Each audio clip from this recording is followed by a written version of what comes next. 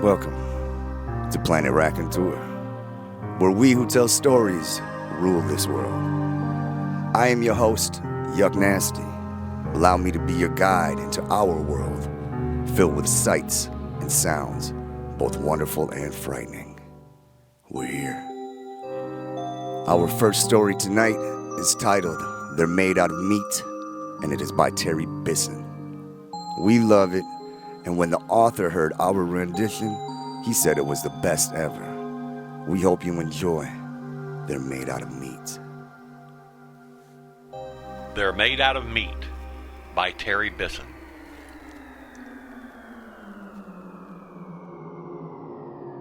They're made out of meat. Meat?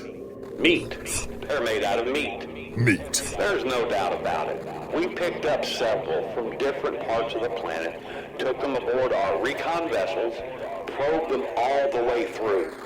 They're completely meat. That's impossible. What about the radio signals? The messages to the stars? They use radio waves to talk, but the signals don't come from them. They come from machines. So who made the machines? That's who we want to contact. They made the machines. That's what I'm trying to tell you. Meat made the machines. That's ridiculous. How can meat make a machine? You're asking me to believe in sentient meat. I'm not asking you. I'm telling you. These creatures are the only sentient race in this sector, and they're made out of meat. Well, maybe they're like the Orophali. You know, carbon-based intelligence that goes through a meat stage? Nope. They're born meat, they die meat. We studied them for several of their lifespans, which didn't take long, by the way. Do you have any idea what's the lifespan of meat? Spare me. Okay, maybe they're only part meat. You know, like the Whittley, meat head with an electron plasma brain inside. Nope, we thought of that. Since they do have meat heads, like the Whittley, but I told you, we probed them. They're meat all the way through. No brain? Oh, there's a brain, all right. It's just that it's made out of meat. That's what I've been trying to tell you. So what does the thinking? You're not understanding, are you? You're refusing to deal with what I'm telling you. The brain does the thinking. The meat. Thinking meat. You're asking me to believe in thinking meat. Yes. Thinking meat. Conscious meat. Loving meat. Dreaming meat. The meat is the whole deal. Are you beginning to get the picture, or do I have to start all over again? Oh my God. You're serious then? They're made out of meat. Thank you. Finally, yes. They are indeed made out of meat. And they've been trying to get in touch with us for almost 100 of their years. Oh my God. So what does this meat have in mind? Well, first it wants to talk to us. And I imagine it wants to explore the universe, contact other sentients, swap ideas, information, the usual. We're supposed to talk to meat. That's the idea. That's the message they're sending out by radio. Hello, anybody out there, anybody home, that sort of thing. They actually do talk then. I mean, they use words, ideas, concepts. Oh, yes, except they do it with meat. I thought you just told me they use radio. They do. But what do you think is on the radio? Meat sounds. You know when you slap or flap meat, it makes a sound. They talk by flapping their meat at each other. They can even sing by squirting air through their meat. Oh my God, singing meat. This is altogether too much. So, what do you advise? Officially or unofficially? Both. Officially, we're required to contact, welcome, and log in any and all sentient races or multi-beings in this quadrant of the universe without prejudice, fear, or favor. Unofficially, I advise that we erase the records and forget the whole thing. Yeah, I was hoping you would say that. It seems harsh, but there is a limit. Do we really want to make contact with meat? Hey, I agree 100%. I mean, what is there to say? Hello, meat. How's it going? But will this work? I mean, how many planets are we dealing with here? Just one. They can travel to other planets in their special meat containers. But but they can't live on them. And being meat, they can only travel through sea space, which limits them to the speed of light and makes the possibility of their ever making contact pretty slim. Infinitesimal, really. So we just pretend there's no one home in the universe. That's it. Cruel. Hey, but you said it yourself. Who wants to meet meat? And the ones who've been aboard our vessels, the ones you probed, you're sure they won't remember? They'll be considered crackpots if they do. We went into their heads, we smoothed out their meat, so we're just a dream to them. A dream to meat. How strangely appropriate that we should be meat's dream. And we marked the entire sector unoccupied. Good. Agreed. Officially and unofficially, case closed. Any others? Anyone interesting on that side of the galaxy? Yes, a rather shy but sweet hydrogen core cluster intelligence in a Class 9 star in G445 was in contact about 2 galactic rotations ago. Wants to be friendly again. They always come around. And why not? Imagine how unbearably, how unutterably cold the universe would be if one were all alone.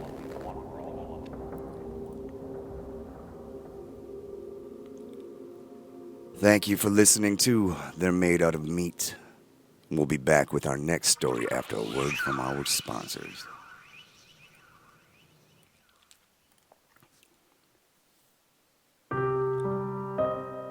Our second story of the night is by an amazing author named Edoardo Albert. His story is titled Voynich Variations. It is about a musician that discovers a whole new world of music and becomes forever its servant. I hope you enjoy one of my personal favorites, the Voynich Variations. The Voynich Variations by Edoardo Albert. Yes, it was an obsession. I can date its inception quite precisely. The evening of the 15th of May 2010, when my latest work was premiered by the Quadrivium Ensemble to critical incomprehension. This soon became, in the prose of those stunted creatures, bile. When even Mario Zakota, the ensemble's leader, came to me and suggested certain changes to make the work more accessible, I realized that what I was doing was beyond even the most advanced musical intelligences. The only person who could appreciate my work was me. But the flowering of genius requires an audience outside itself, so I withdrew. That was when I became obsessed with the Voynich manuscript. I'd been interested in it ever since I'd learned of this 16th century text, composed in a script no one understood, interspersed with obscure drawings and diagrams. The author was unknown, and despite the attentions of the greatest cryptographers in history, its meaning had never been deciphered. In disgust and defeat, many claimed that the manuscript was nonsense, a parody of a cipher, nonsense, screening nonsense. But I was convinced it was real.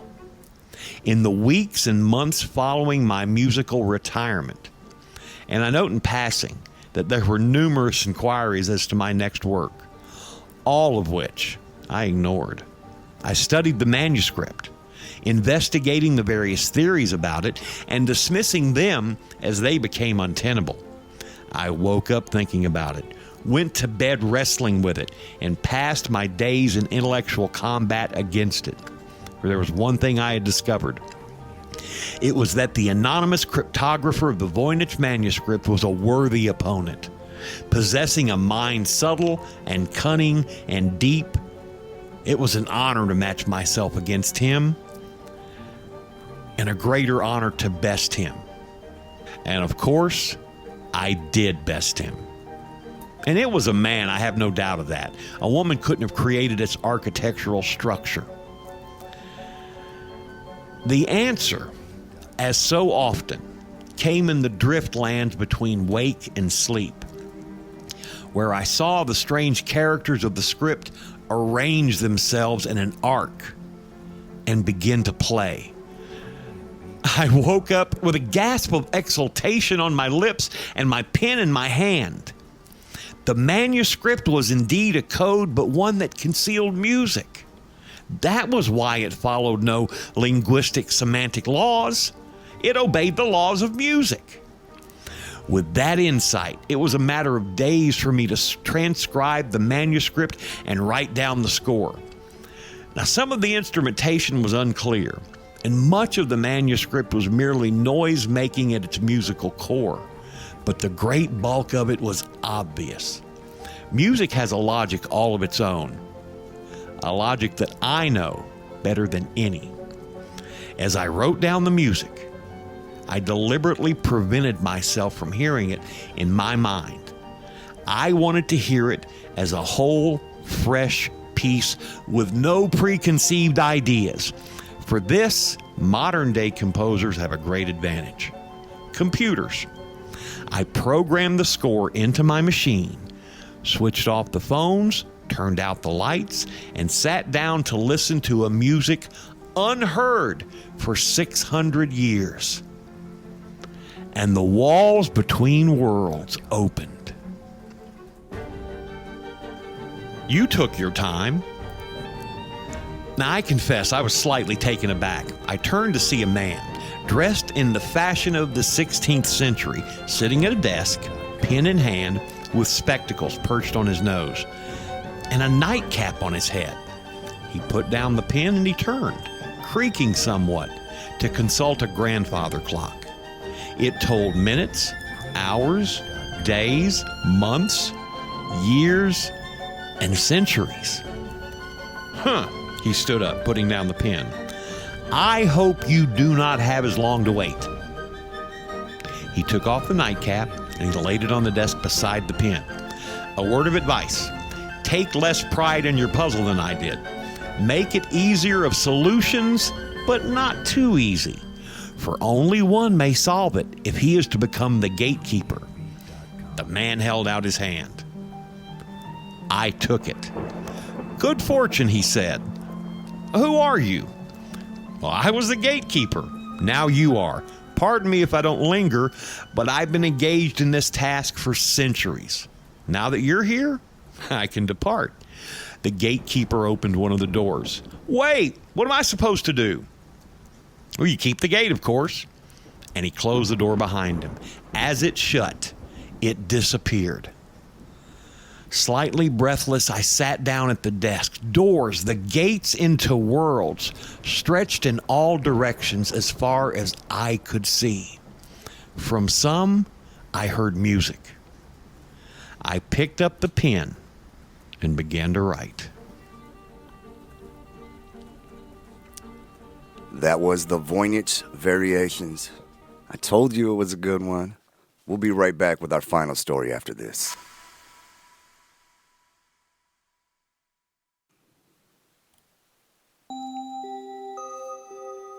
Have you ever wondered if the people that you meet every day are truly from our world?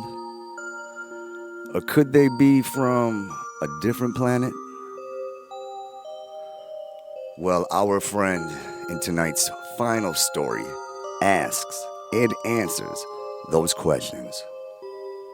Here is Acceptable Losses by G. Allen Wilbanks.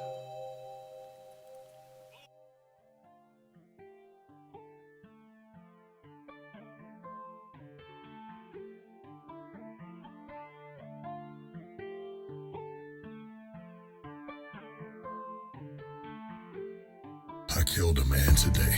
I didn't do it on purpose. It was a mistake. I meant to kill him. I put my gun to his head and pulled the trigger, but when I cut out his heart, I realized that I had killed a human being. He's not the first human I've killed. He won't be the last. That's the price that I've had to pay as an alien hunter.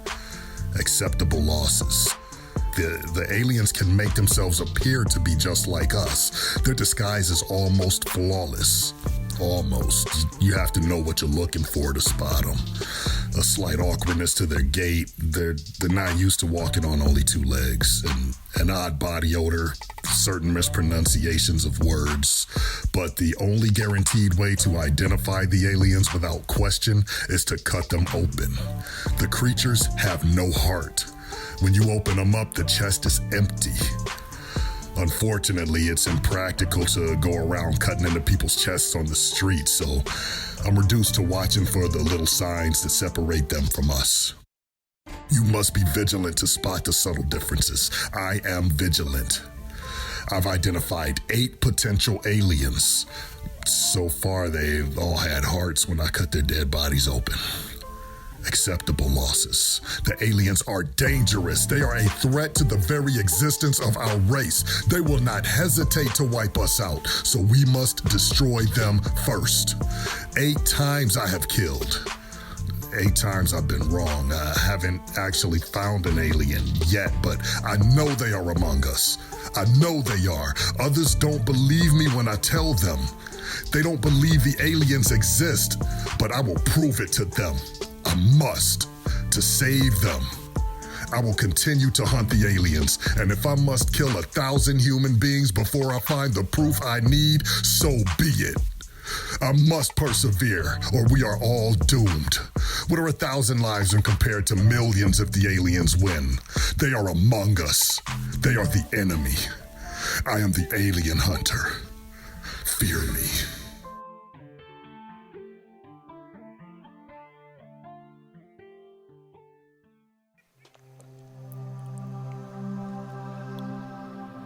Well, there you go.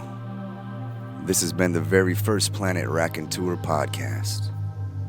On behalf of myself and the 2 amazing raconteurs, Papa Dave and Bobby Anthem, we would like to thank you for listening.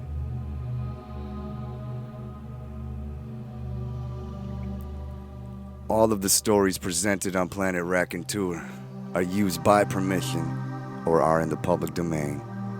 Check out the show notes for details on the authors, their websites, and their other releases.